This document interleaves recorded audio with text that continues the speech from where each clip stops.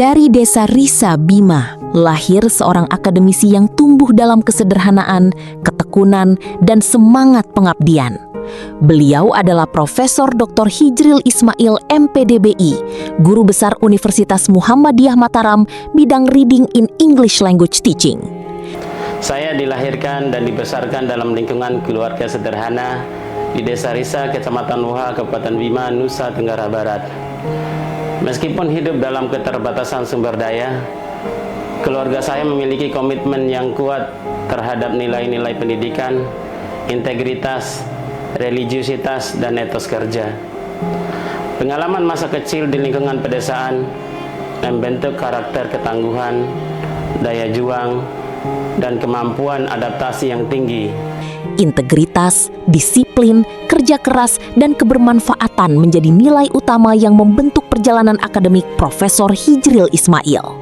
Saya meyakini bahwa kesadaran diri akan melahirkan pengembangan diri, pengembangan diri akan melahirkan perubahan diri akan melahirkan pencapaian diri, dan pencapaian diri akan melahirkan kebahagiaan di dunia dan kebahagiaan di akhirat.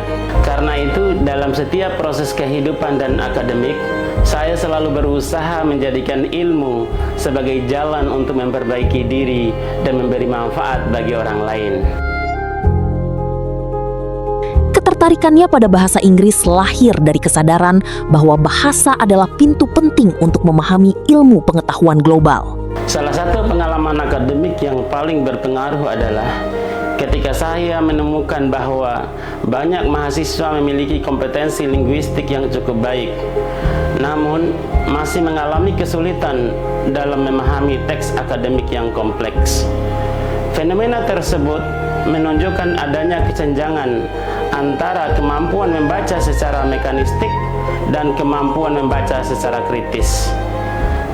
Pengalaman itu mendorong saya untuk melakukan eksplorasi lebih mendalam terhadap berbagai teori, strategi, dan pendekatan pembelajaran membaca yang mampu meningkatkan kemampuan mahasiswa dalam mengonstruksi makna secara lebih komprehensif dan reflektif.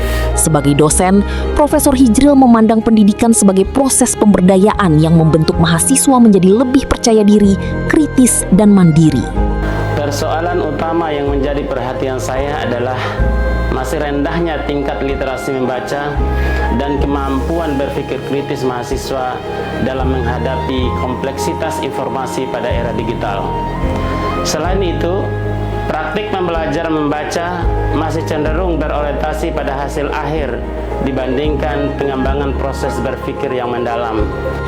Profesor Hijril mengembangkan model pembelajaran membaca berbasis project-based learning, problem-based learning, case-based learning, literasi digital, dan kompetensi abad ke-21.